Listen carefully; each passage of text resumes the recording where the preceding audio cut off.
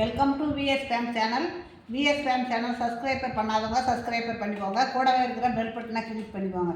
இன்றைக்கி வந்து ஆல் பரோட்டா செய்கிறதுக்காக எடுத்துருக்குறேன்.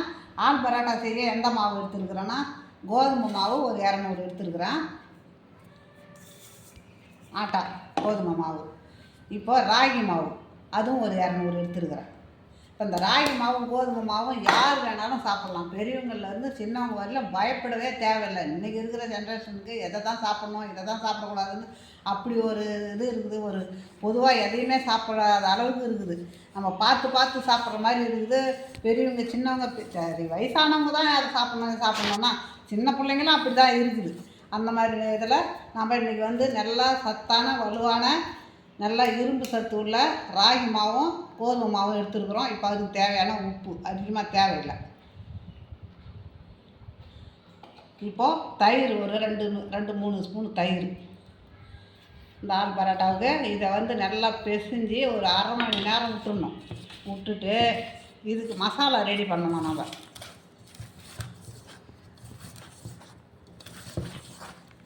யார் வேணாலும் போட்டு சாப்பிட்லாம். அந்த ஆல் பரோட்டான்றது நம்ம இதில் எண்ணெயே அதிகமாக நம்ம கொண்டு வரல. எண்ணெய்க்கும் வேலை கிடையாது. இந்த மசாலாவுக்கு தான் கொஞ்சமாக எண்ணெய் ஊற்றி நம்ம மசாலா செய்ய போகிறோம். மற்றபடி ஆல் பரோட்டா அப்படியே தோசைக்கல்லில் போட்டு தான் எடுக்க போகிறோம். இப்போ தயிரை ஊற்றியாச்சு. தயிரை ஊற்றி இந்த அளவுக்கு பிடிச்சா அப்படி வர அளவுக்கு தயிர் ஊற்றி வைப்போம். இப்போ நம்ம தண்ணி ஊற்றி பிசைஞ்சிக்கணும். பிசைஞ்சு அரை மணி நேரம் ஊற வச்சிடணும்.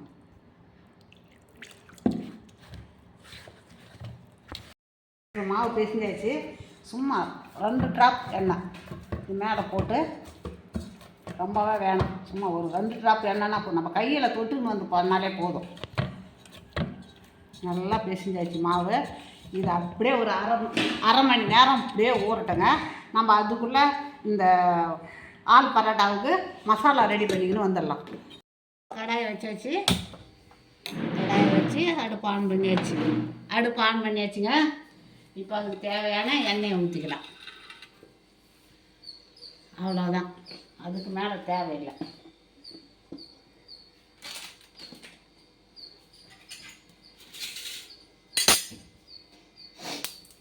எண்ணெய் காயிடும்.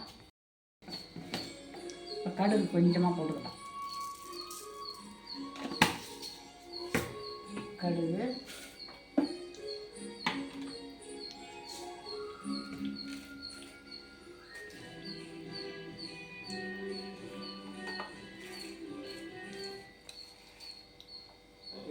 பெரிய ஜீரகம், சின்ன ஜீரகம்,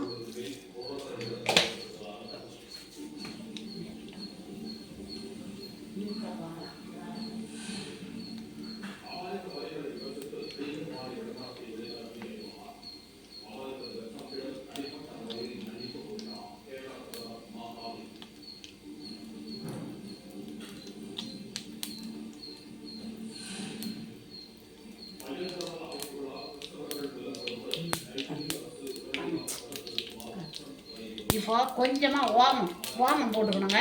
ஏன்னா நம்மளுக்கு வந்து இது எல்லாம் மசாலாலாம் போட்டிருக்கிறோம், அதுக்காகலாம் ஓமம் போடணும். இப்போ பெருங்காயம்,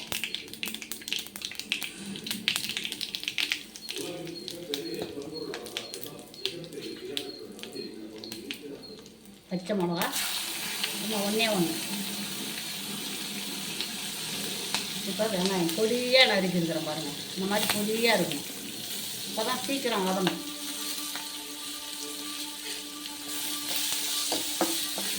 இதுக்கு தேவையான உப்பு போட்டுடலாம்.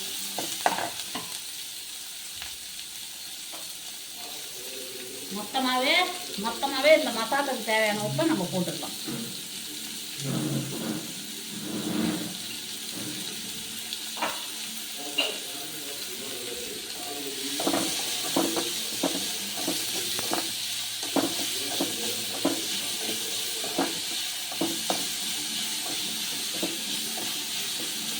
இப்போது இஞ்சி பூண்டு அப்படியே தட்டி வச்சுருக்குறோம், அதையும் போட்டுக்கலாம். கறிவேப்பிலை ஒரு 4.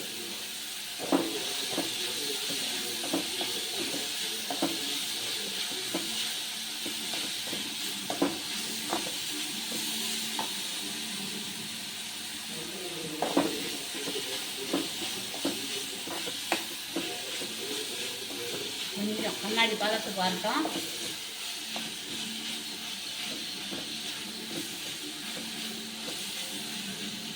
இப்போ நம்ம தக்காளி போட்டுக்கலாம். தக்காளி ஒரு 2 தக்காளி, வெங்காயமும் அது மாதிரி பல்லாரி வெங்காயம் ஒரு 2 வெங்காயம்.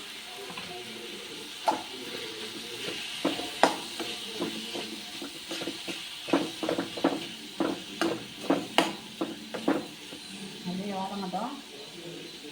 இப்போ நம்ம இந்த உருளைக்கிழங்கு நல்லா வேக வச்சாச்சு.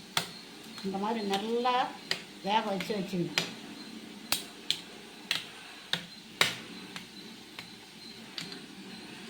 இந்த மசாலாவுக்கு இதெல்லாம் போடுறோம் இல்லையா, அதுக்காக தான் ஓமம் போடுறது, சீக்கிரமாக ஜீரணமாக. நல்லா கரண்டியாலே மசிஞ்சிட்டு பாருங்க.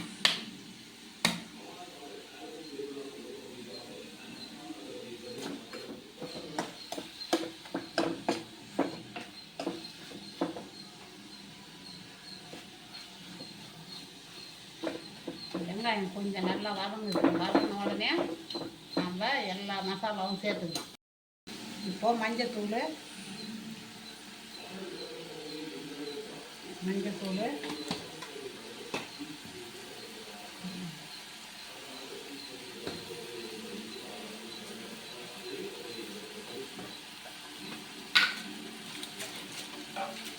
இப்போது ஜீரகத்தூள்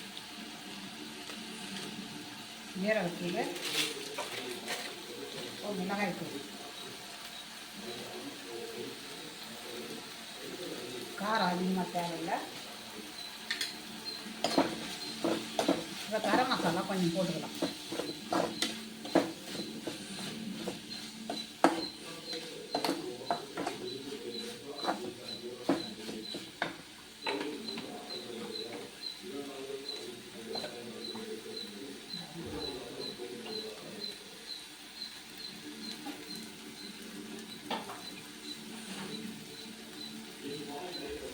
இப்போ கரம் மசாலாவை கொஞ்சம் போட்டுக்கலாம்.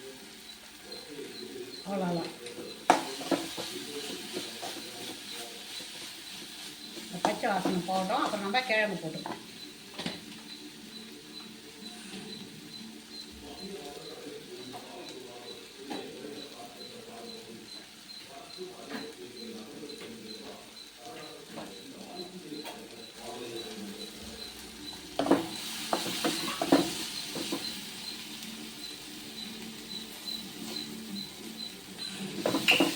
இப்போ கிழங்கு போட்டுக்கலாம்.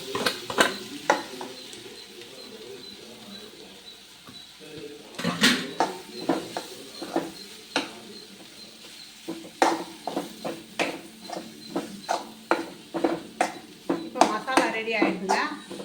நம்ம பரோட்டா ஊறுறது தான் பார்க்கணும்.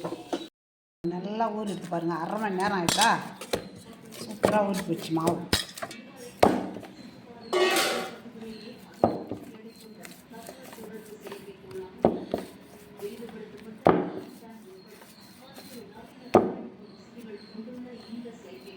இப்போ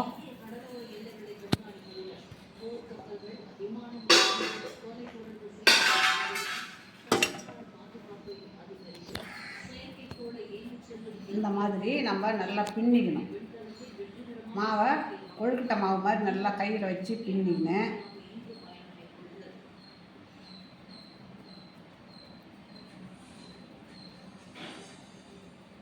பின்னிட்டுமா? இப்போ நம்ம மசாலாவை வைக்கிறோம். தேவையான மசாலாவை வச்சு இப்போ நம்ம இப்படி மூடி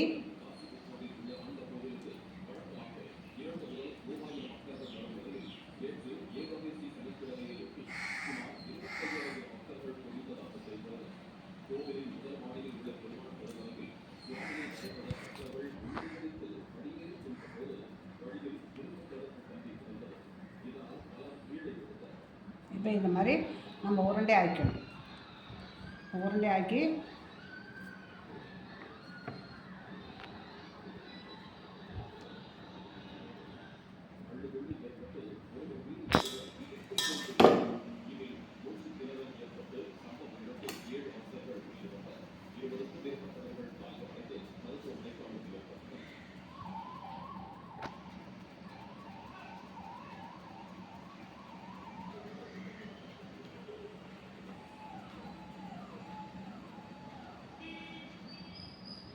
இப்போ மசாலா வைக்கணும்.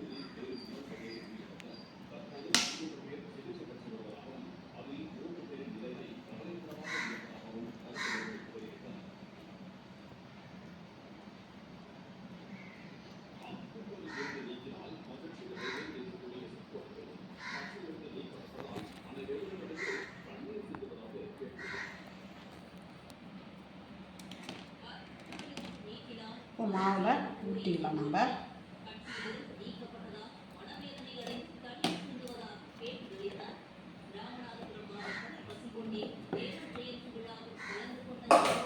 இப்போ மெதுவாக ஊற்றிக்கலாம்.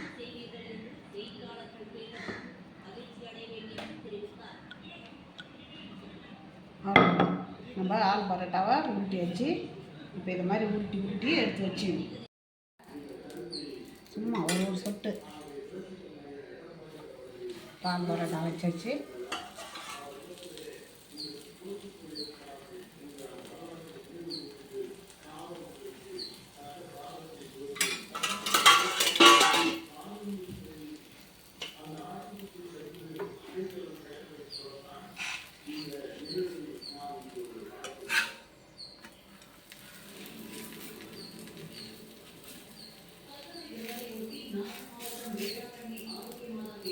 சாஃப்டாக இருக்கும் இந்த ஆல் பரோட்டா. ஏன்னா நம்ம ராகி மாவு சேர்த்துருக்குறோம், அதனால் அது நல்லா சாஃப்டாக இருக்கும். வெறும் கோதுமையாக இருந்தால் கொஞ்சம் அழுத்தமாக இருக்கும்.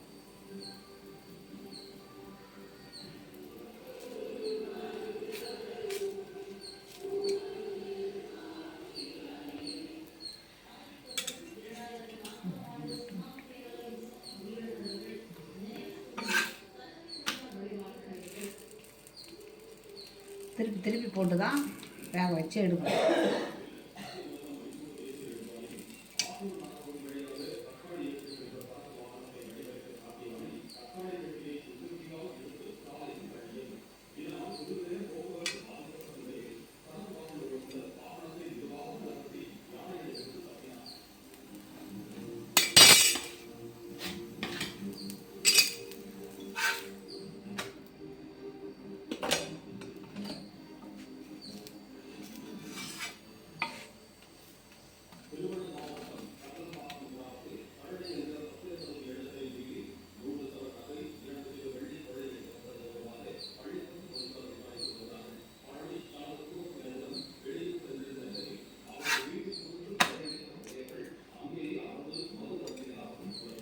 நல்லா வேகணும். நல்லா வெந்த பிறகு உள்ளே இருக்கிற மசாலாவும் வெந்ததும், உள்ளே இருக்கிற மசாலா நல்லா இதிலே அந்த மசாலா இன்னும் நல்லா சாஃப்டாக வேகும்.